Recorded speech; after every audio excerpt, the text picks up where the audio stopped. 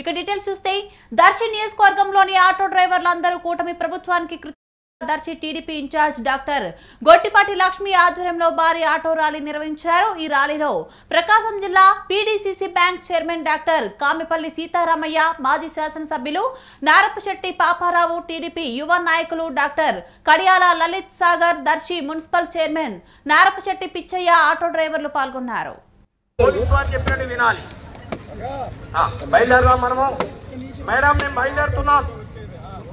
Audio video అందరూ కూడా దయచేసి పాత్రికేయులు కూడా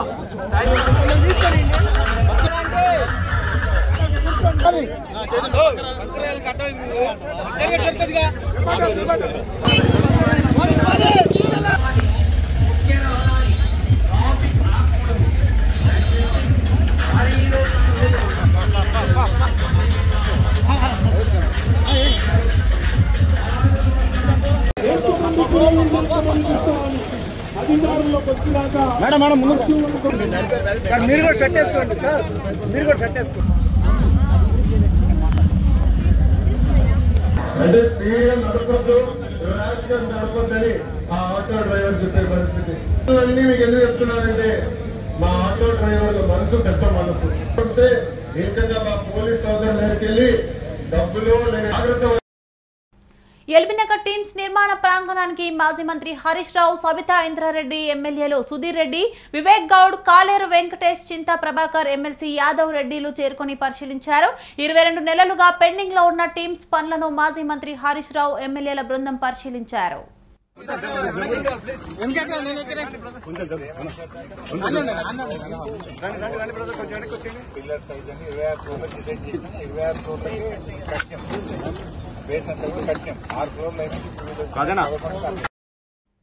కొత్తగా తెలంగాణ డీజీపీగా బాధ్యతలు స్వీకరించిన బి శివధర్ రెడ్డి ఆయనే తన పుట్టిన ఊరు ఇబ్రహీంపట్నం మండలం తులేకాల్లో ప్రాంతంలో మొదటిసారిగా పర్యటించారు. ఈ సందర్భంగా అక్కడి జిల్లా గ్రంథాలయ సంస్థ చైర్మన్ వెంకటరమణారెడ్డి ఆధ్వర్యంలో ఘన స్వాగతం పలికారు. స్థానిక ప్రజలు, పరిచయాలు డీజీపీకి హృదయపూర్వక స్వాగతం తెలిపారు.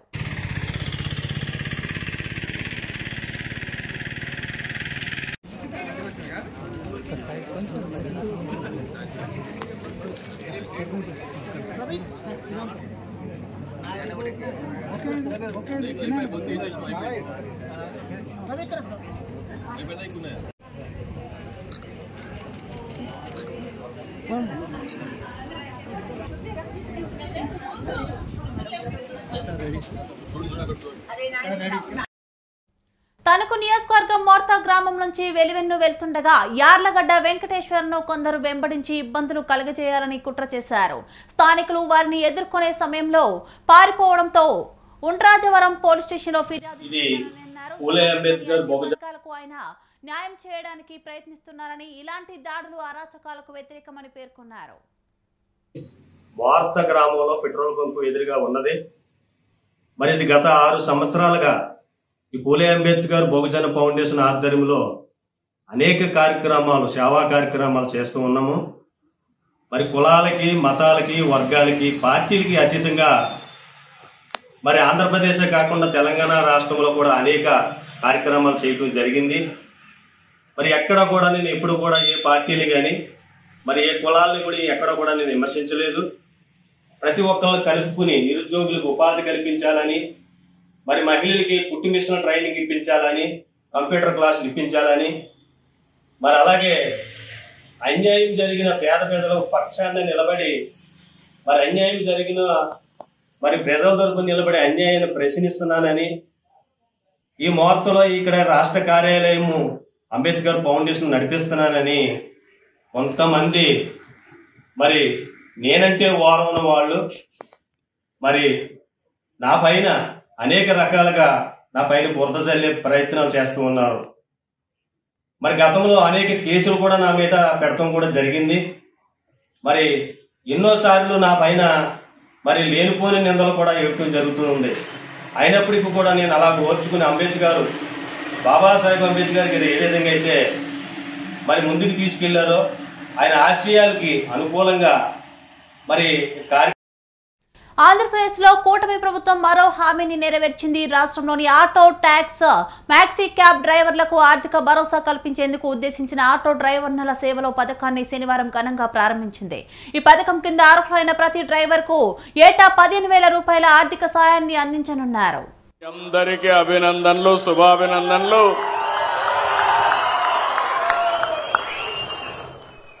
ఓజీ సినిమా చూశారు.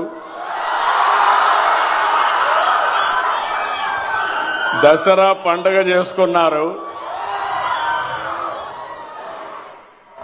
విజయవాడ ఫెస్టివల్ చాలా బ్రహ్మాండంగా జరిగింది. విజయవాడ కొత్త కళ వచ్చింది. ఈ కూటమి ప్రభుత్వం ఈ రోజు మనం అందరం కూడా ఆటో డ్రైవర్ల పండుగ రోజులో ఈ రోజు ఉన్నాం.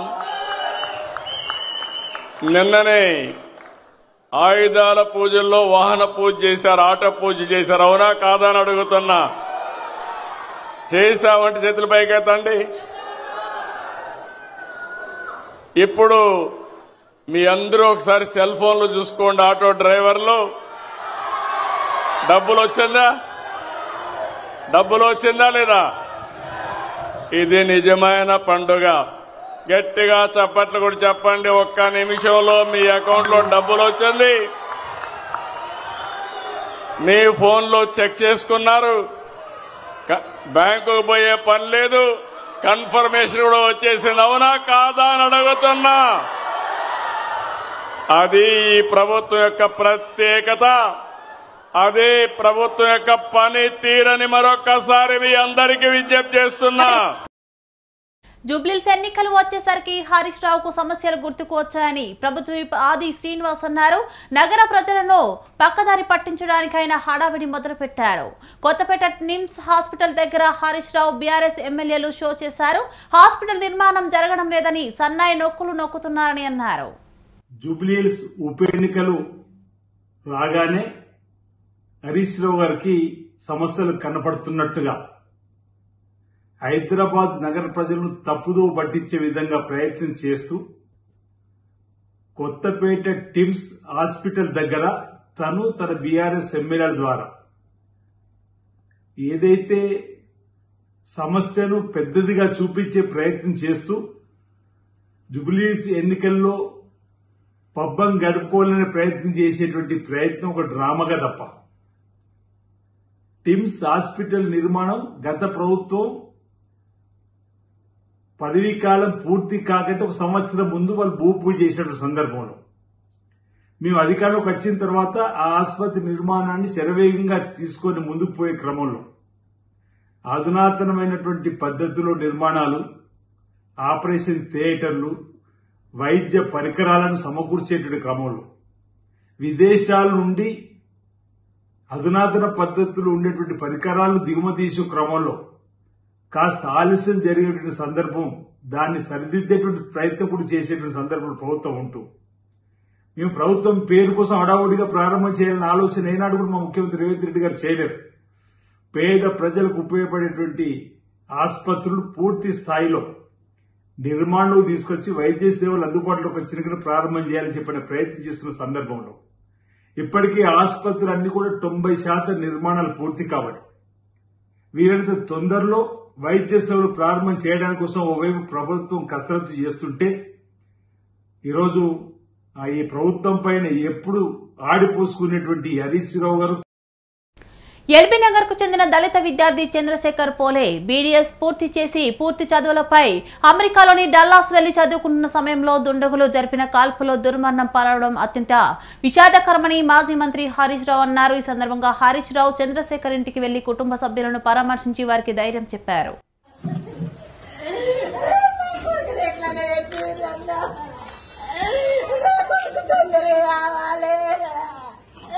నా కొడుకు వద్దంటూ అమెరికా పోయిందన్నా. నా కొడుకు చనిపోయినన్నా.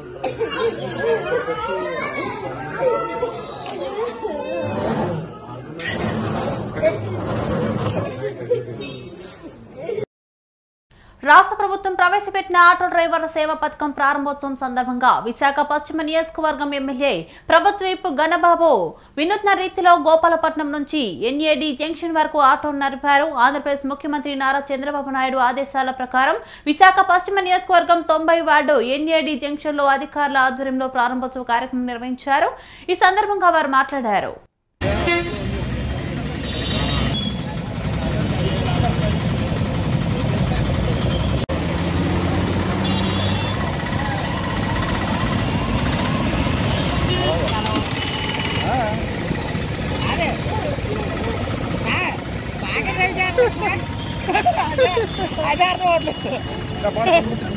వీడియో తీని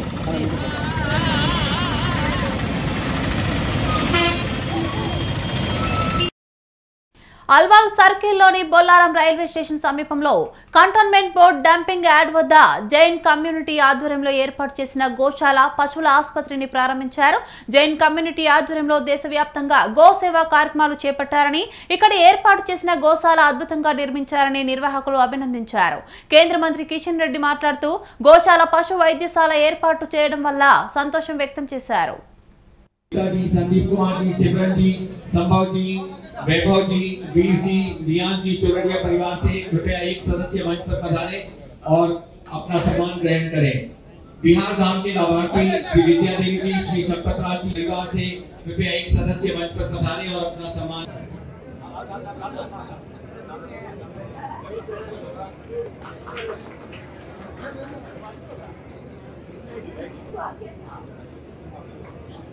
देखिए तो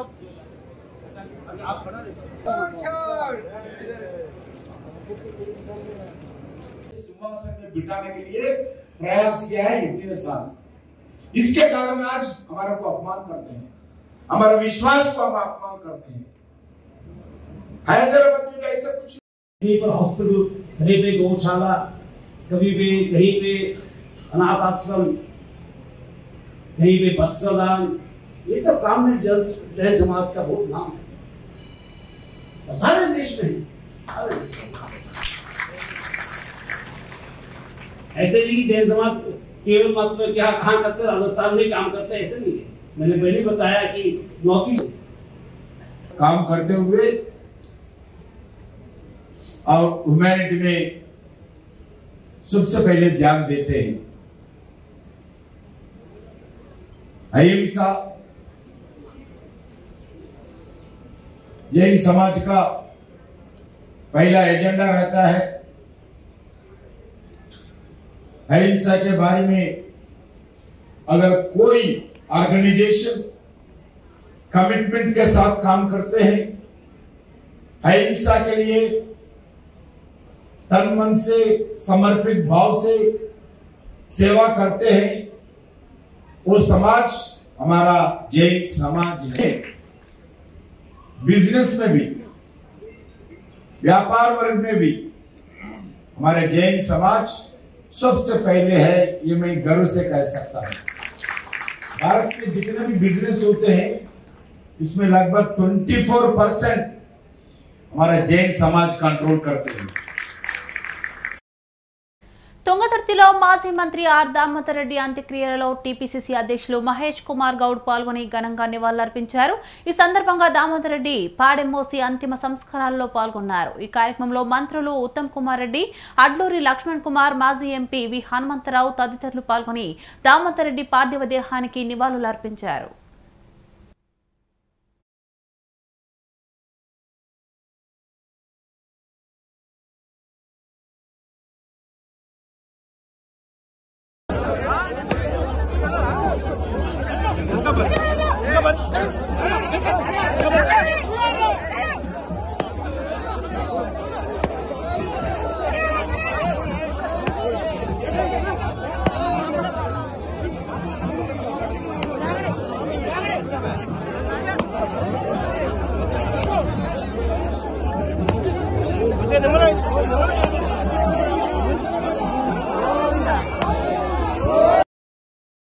మినిస్టర్ క్వార్టర్స్ లో మంత్రి పొన్నం ప్రభాకర్ ని మర్యాదపూర్వకంగా రవాణా శాఖ మంత్రి నూతన కమిషనర్ రఘునందన్ కలిశారు.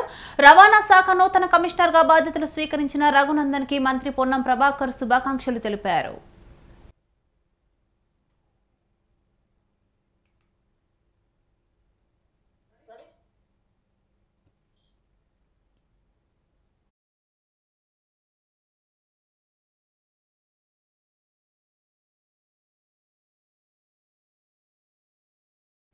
అనకాపల్లి జిల్లా నర్సీపట్నంలో ఆటో డ్రైవర్ల సేవల నూతన పథకానికి కూటమి ప్రభుత్వం శ్రీకారం చుట్టింది. ఈ కార్యక్రమంలో స్పీకర్ చింతకాయల అయ్యన్న పాత్రుడు, ఎంపీ సీఎం రమేష్, మంత్రి కొల్లూరు రవీంద్రలు ఆటో డ్రైవర్ గెటప్ లో హాజరై అందరినీ ఆకట్టుకున్నారు. ఈ సందర్భంగా స్పీకర్ మాట్లాడుతూ అసెంబ్లీలో ప్రతిపక్ష హోదా ఎవరు ఇచ్చేది కాదని, రాష్ట్రాన్ని అప్పులపాలు చేసిన గనుడు జగన్మోహన్ రెడ్డి అని తీవ్రస్థాయిలో విమర్శించారు.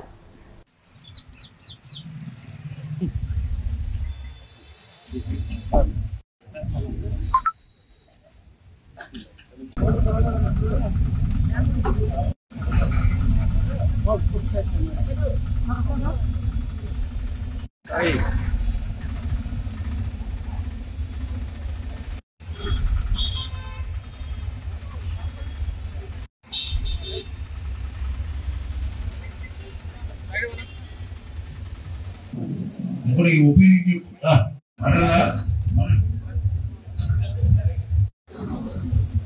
డ్రైవర్ తాలూకు ఫ్యామిలీస్ ఎవరు వచ్చారా సాటి సహాయం అందిస్తున్నారు. దీన్ని కూడా 15,000కి పెంచి మీ అందరికీ ఇంకొద్దిగా వెసులుబాటు అనేది ఇవ్వడం జరుగుతుందండి.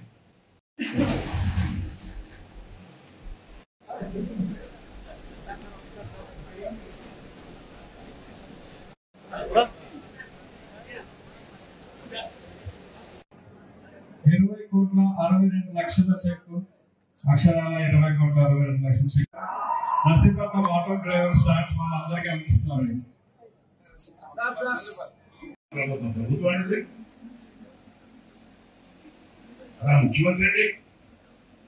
ముఖ్యమంత్రి క్వాలిటీస్ ఏమైనా ఉన్నాయి కదండి. అసెంబ్లీకి రావాలనే దిగులు పడుతుంది. అసెంబ్లీకి రావడానికి బయట కెమెరాల ముందు ప్రెస్ ముందు వాగలేదు. అసెంబ్లీకి వచ్చి మాట్లాడతారు. ఈ దమ్ము ఉంటే కడప పులియాక రాయలసీమ పులియాక రాయలసీమ పులియాడి పులి అసెంబ్లీ కాలకి దమ్ము